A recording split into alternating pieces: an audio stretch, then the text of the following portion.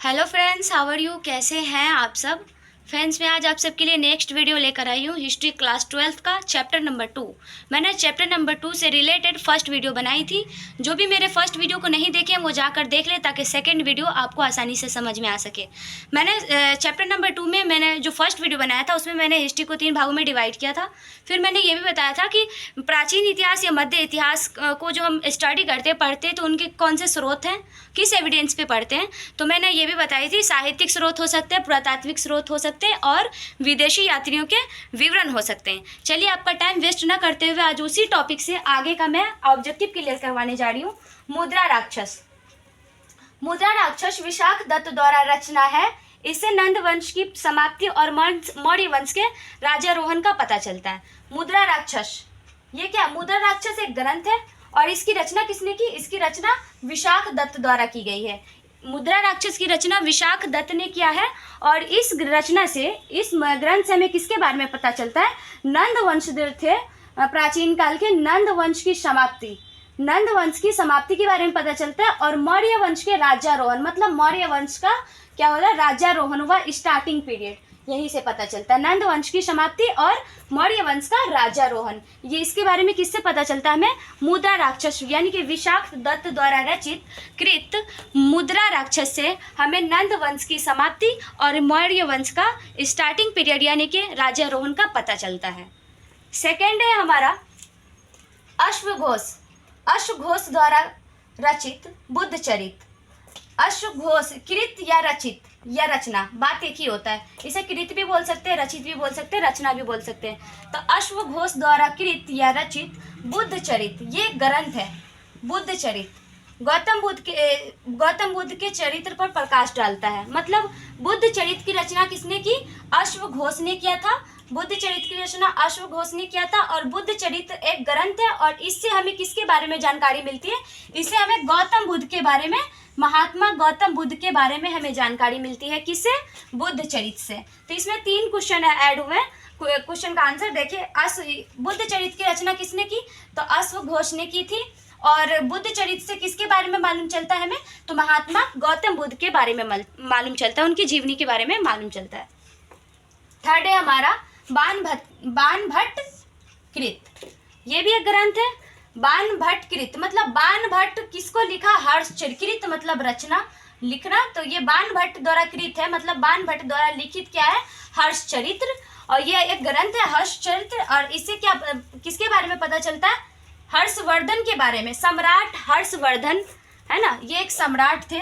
हर्षवर्धन एक सम्राट थे प्राचीन काल में और इसके बारे में जो हमें जानकारी मिलती है वो हर्षचरित्र से मिलती है। और हर्षचरित्र की रचना किसने किया था? तो ये बाणभट्ट ने किया था। इसमें मैंने यहाँ पे बहुत कम लिमिट क्वेश्चन को ऐड किया, लेकिन एक लाइन में मेरे 3 क्वेश्चन के आंसर ऐड हो रहे हैं। उसके बाद अगला है चंद्रवरदायी। चंद्रवरदायी कृत मतलब चंद्रवरदायी द्वारा लिखित पृथ्वीराज रासो से पृथ्वीराज चौहान तृतीय की जीवनी का पता मिलता है। मतलब चंद्रवरदायी ने किसको लिखा था? कौन सी? पृथ्वीराज रासो को किसने लिखा? चंद्रवरदायी ने लिखा। और ये पृथ्वीराज रासो से किसके बारे में मालूम चलता है? तो पृथ्वीराज रासो से पृथ्वीराज चौहान तृतीय, प्रथम अलग हुए, द्वितीय अलग हुए, ये तृतीय हैं। तो ये किसकी जानकारी मिलती है? पृथ्वीराज रासो से पृथ्वीराज चौहान तृतीय की जीवनी का पता चलता है। किससे? पृथ्वीराज रासो से। और पृथ्वीराज रासो को किसने लिखा? चंद्रवरदायी ने लिखा। फिर से एक बार देख लेते हैं। चंद्रवरदायी ने किसको लिखा? पृथ्वीराज रासो को लिखा था। और पृथ्वीराज रासो से पृथ्वीराज चौहान तृतीय के जीवनी का पता चलता है। उसके बाद आगे हैं, देखते हैं। फोर्थ जो है हमारा पतंजलि कृत मतलब पतंजलि द्वारा रचित या लिखित महाभाष्य। महाभाष्य की रचना किसने की थी? तो पतंजलि ने की थी। और महाभाष्य से किसकी जानकारी मिलती है हमें? शुंगकालीन इतिहास की जानकारी मिलती है। शुंगकालीन इतिहास की जानकारी हमें किससे मिलती है? महाभाष्य से। और ये किसके द्वारा रचित है? ये पतंजलि कृत द्वारा रचित है। महाभाष्य की रचना किसने किया? तो पतंजलि ने। उसके बाद है नेक्स्ट, महाभारत की रचना किसने किया? तो महाभारत की रचना किसने किया था? वेद व्यास ने। महाभारत की रचना किसने की थी? वेद व्यास ने की थी। तो मैंने यहाँ पे बहुत लिमिट क्वेश्चन को ऐड किया है, लेकिन हर क्वेश्चन में मेरे 2-3 क्वेश्चन के आंसर ऐड हुए हैं।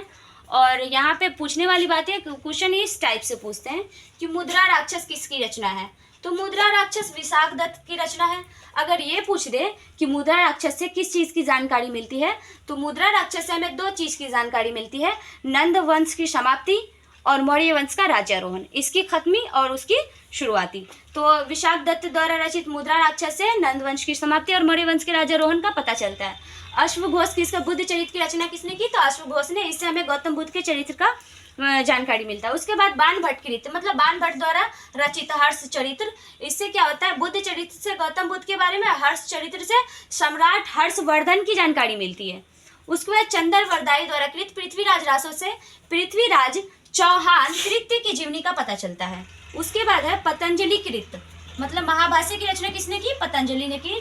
इसकी महाभाष्य से किसकी जानकारी मिलती है, शुंगकालीन इतिहास की जानकारी मिलती, मतलब वहाँ की आर्थिक व्यवस्था कैसी थी, राजनीतिक व्यवस्था कैसी थी, वहाँ शासन किस टाइप से किया जाता था, वहाँ के राजा कैसे थे, वहाँ की जनता कैसी थी, इन सब के बारे में मतलब शुंगकालीन इतिहास की जानकारी मिलती है। उसके बाद महाभारत की रचना, तो महाभारत की रचना वेद व्यास ने किया था। सो गाइज नेक्स्ट वीडियो का इंतजार करें, क्योंकि नेक्स्ट वीडियो भी होगा तो वो भी चैप्टर 2 से ही होगा, क्योंकि मैंने इस टॉपिक से जो भी क्वेश्चन बनते थे मतलब साहित्य से, तो मैंने उसको क्लियर करवाया। अभी पुरातात्विक बाकी है, क्या बोलते हैं कि विदेशी यात्रियों के विवरण भी बाकी है। तो अगला वीडियो का इंतजार करें। अगर कोई भी प्रॉब्लम हो देखने में, सुनने में, या भी कोई डाउट हो तो मुझसे क्लियर कर सकते हैं, कमेंट बॉक्स में लिख कर ज़रूर भेजें। जब तक के लिए खुदा हाफिज़।